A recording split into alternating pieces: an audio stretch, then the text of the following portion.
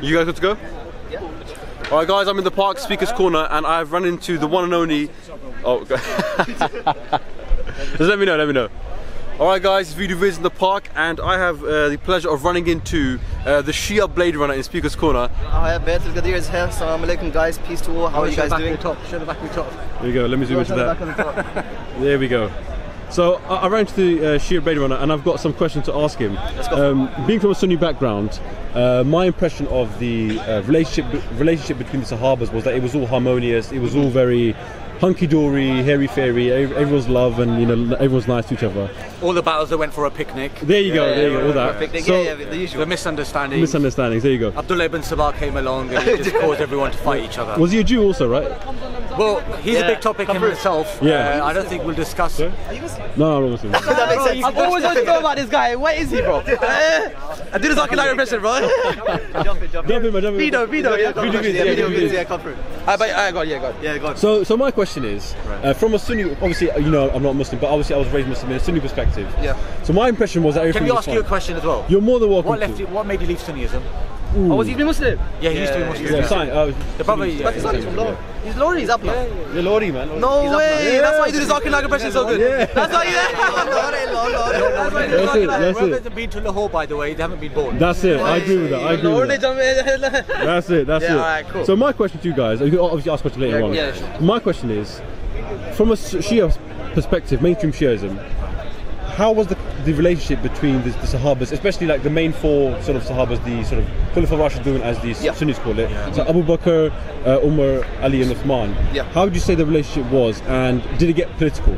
Okay, sure. Do you want to take that or should I take? Yeah, no, I think in terms of the relationship amongst them, within obviously Abu Bakr, Umar themselves, I would say them two, you're asking like between all of them, right? Yeah. So between, you know, generally Abu Bakr, Umar, I would say them two especially had a very close bond.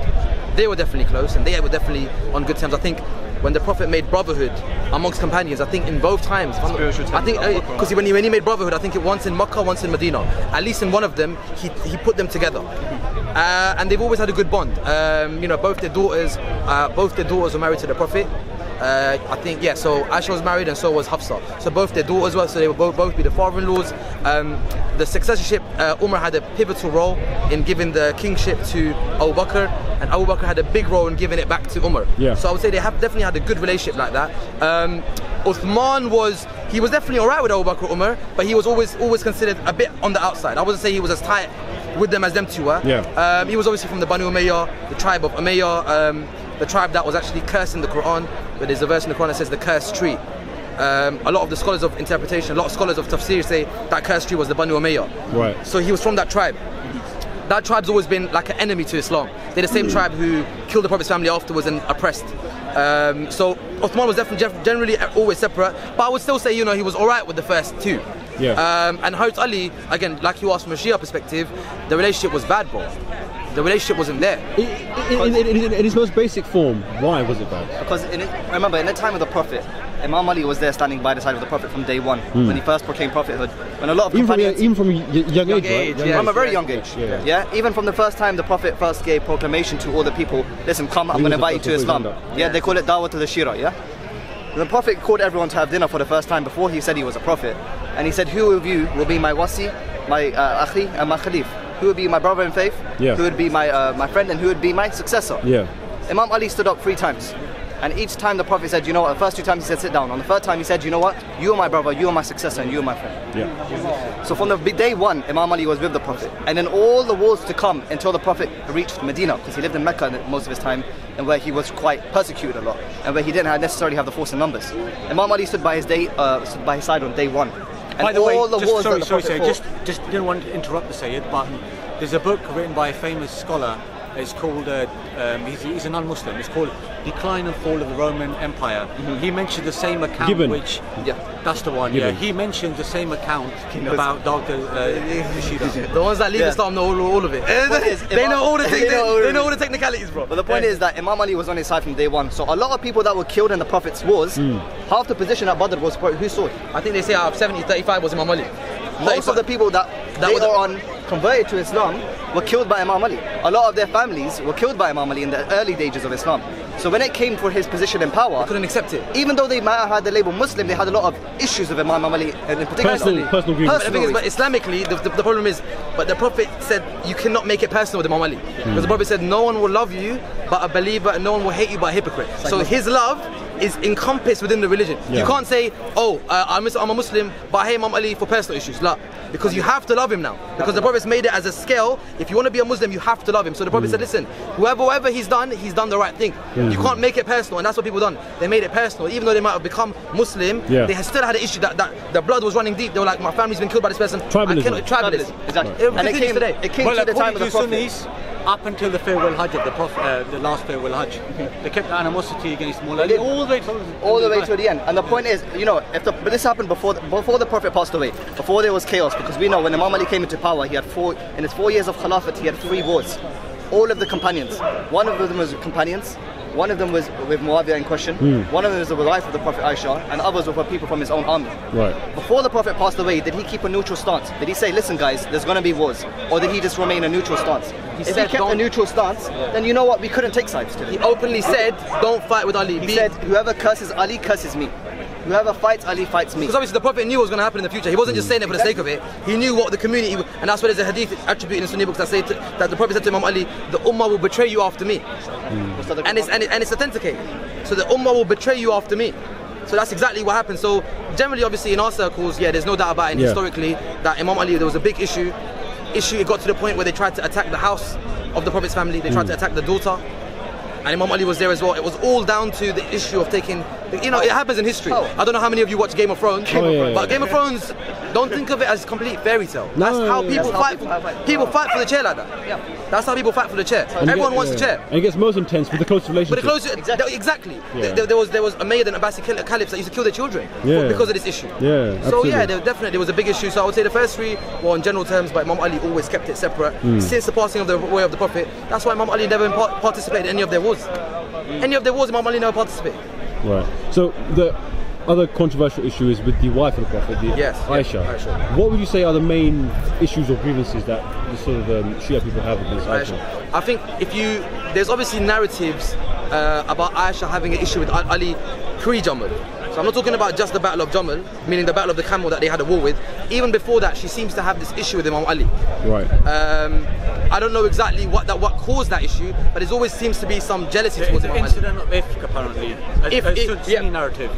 You can say the incident of Ifk where apparently she was accused of adultery, and Imam Ali, apparently told the Prophet to divorce her. But to be honest, a lot of Shias got to reject that, because Imam Ali is beyond telling someone to divorce someone when it hasn't been proven. Right. You know, if somene's done something and it hasn't been proven, how can someone say divorce her? Of course, it's a big thing to do. It's a big thing to say. It's a big thing to say. So according to Shia, like mainstream, they reject that. A lot of them do. By the way, just to make a point out, it was the Sahaba themselves that accused her. Who accused her of. We don't believe that, by the way. Here's another misconception and lie about us. We don't believe that any of the Prophet's wives can do adultery. The person who accused Aisha was the companions themselves. Funny enough, the same people who basically say we're non-Muslims because of that, they don't accuse the Sahaba who actually done it. It wasn't us. We don't believe that. Not any Sahaba. The Badri Sahaba. Yeah, they accused the Badri Sahaba who the Prophet said, do whatever you want, you got a free ticket to Jannah. But to answer your question, it was a lot down to jealousy. Then obviously, and then at the end, obviously, the conclusion is the Battle of Jamal, the Battle of the Camel, where she waged the war. War, when we talk about it today, we say it's a war, okay, look, it's done. When thousands and thousands of people die, it's not a joke. We just say it's a war. Especially if you saw 10 versus 10 now, even that's massive. Imagine armies fighting each other. And there's explicit text in the Quran, a verse in the Quran that says that the wives have to stay inside their houses. Right. What does it say about killing? Verse 33. Whoever intentionally kills a disbeliever, remember we use the Quran and Sunnah as our standard norm. Whoever intentionally kills a disbeliever, his abode is hellfire, and Allah's curses upon him. Would your mum, would your own mother encourage you to go and fight? I don't think so, no. Exactly. And then you got a mother who's taking all the children. The Prophet's wives were special people that were supposed to retain his honor. So, obviously, I'm putting my Sunni hat on now. Yeah, of course, sure. So, why did the Prophet marry Aisha when, according to the Shia narrative, she caused a lot of trouble and there's a lot of jealousy and all that? She was a test for the Ummah. Actually, there's a tradition in Bukhari which explicitly mentions. So she was a what? Sorry. She was a test for the Ummah Imtihan. To see who would follow her and who would follow Allah. Actually, I'll bring out the hadith. Actually, a hadith by Amr bin Yasir when he was asked. I think that's the one. Yeah, he was asked. Yeah. Do you want to bring? Are you bringing it? Yeah, I'm bringing it. I'll just paraphrase it. Yeah. He said that people asked him, are you actually, because Amr ibn Yasir was on the side of Imam Ali when they were waging war against Aisha, and they asked Amr ibn Yasir, are you going to go to fight the wife of the Prophet? He said, she is the wife of the Prophet in this world and the hereafter. This is Sunni reference. But Allah has put you to a test on this day to see whether you'll follow her or you will follow me. There you go. Simple. So it was a test. Simple hurry. I don't know. Try to get that zoom in. Well, you got to get the zoom in on the references. I don't know if you could see that. We don't mess about here. You've got to put references in. Hang on. Give me a sec. It's got the reference. Say Bukhari. It's not zooming in. Oh, it's not focused. Okay, well I'll tell you now. It's from volume 9, book 88, hadith 220.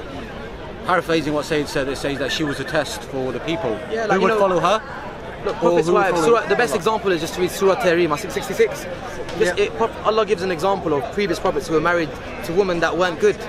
Noah, Lot. So he gives an example and then he threatens Aisha and Hafsa. That's according to the scholars of Tafsir. It mentions that threat that God made. That will replace you with better. Yeah. So that threat was to Aisha and Hafsa. My guy does his research, you know. You've done your research. I mean, listen, for me, it's about looking at it objectively. Like, no, 100%. That's why when I came across the Shia perspective, I was like, I didn't know this. Yeah. It wasn't about agreeing with or disagreeing. No, it's just like I didn't know. Why didn't now you could take more of a neutral point of view? Step back and like, hold on, I can see the Shia argument. Exactly. I can see the Sunni argument. Yeah, absolutely. So for me, it's like what actually happened as opposed to what do people want you to believe. For us, the main thing for Shias is, look, we have the Quran, which is a perfect religion. Yeah. Do we have the perfect people interpreting it? Well, that's the main issue. Because we know we have the Quran and we have the Sunnah, but we have the people who are narrating that. Yeah. It's just as important you have the message, you have the people who are interpreting it correctly. So when it comes to certain, like, for example, Sunni ideologies, which are based upon, you know, the principle of companions and what they believed in, there's a lot of stuff we would disagree with. And then that's from a Shia perspective, because we have infallible people, sinless people, who are there to protect the infallible message. Right. So when it comes to controversial stuff, like, and I'm sure you're going to go into them, like the age of Aisha when she got married to the Prophet. Yeah, she has don't believe she's 9. Because the Ahlul Bayt told her she was older. And historical perspective, we can prove it too. In terms of other stuff, which is controversial. So I want to ask you a question. You said just earlier, like, it all depends on who interprets it. Yeah. So I want to ask you about brother Dr. Zakir Naik. Okay. Open up a can of worms. All right. Can you do that? We're not his biggest fan, bro. I'll be rude. So as someone who does his impressions and who watches a lot of his videos for purely research purposes, of course, and obviously entertainment purposes, what do you guys make of medical doctor? But medical doctor. Dr. Sahab should stick to doing medical operations. Dr. Sahab should stick to medicine. Yeah.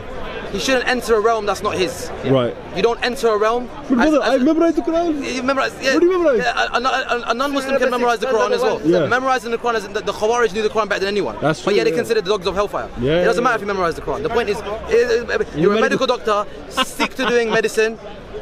Stick to your comparative studies. If you want to do Christian, maybe you can study that I don't even know if that's allowed, but if you want to study that and you've learned a little bit from, Sheikh Ahmed that stuck to it. Do you notice how he didn't delve? He didn't go into sectarian issues. He delved to that's why he's successful.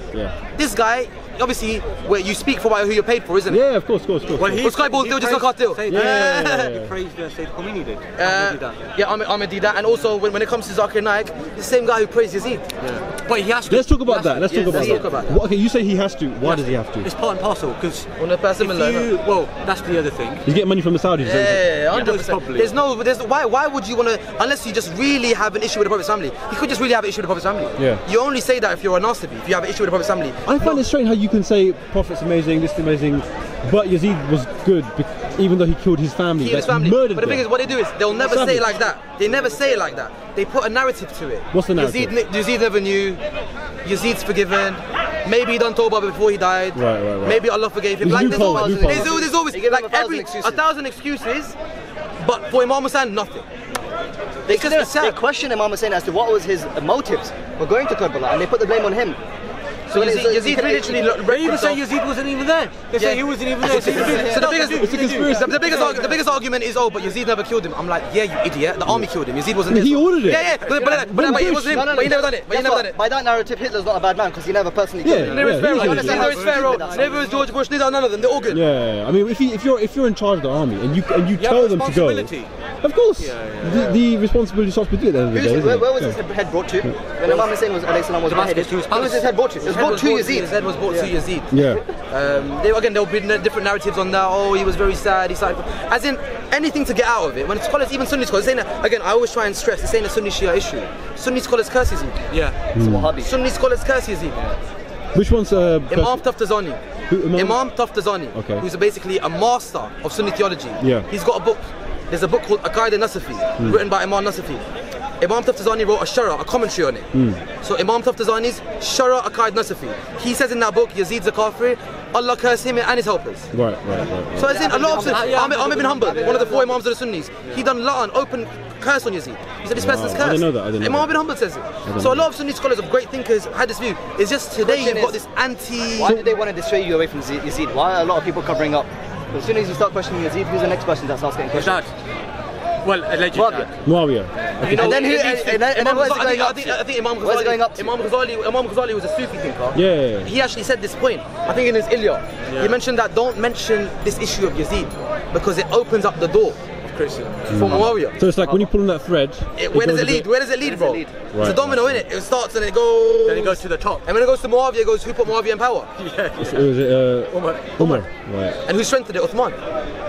But then who made them caliphs? Who did the Prophet leave? You see, so the whole foundation. That's why Imam Hassan cut the foundation in Karbala. That's a good point. You know, I was watching a debate with a Shia person, I can't remember his name, and Muhammad Hijab, right? Oh gosh. I think it was last year or the year before that. And obviously, I come from my Sunni house, like, yeah, he makes sense, yeah, he makes sense. But the Shia said something like, has there ever been a time where Allah has said, you guys decide yourself? Oh, yeah. You choose your own leader. Yeah, that one. Never. And I was like, you know what, I was Show one. I was like, I don't know. He couldn't answer the question. You couldn't answer it because there is none. Because Allah's never left it in your hands. Because if you leave it in your hands, this is what it leads to.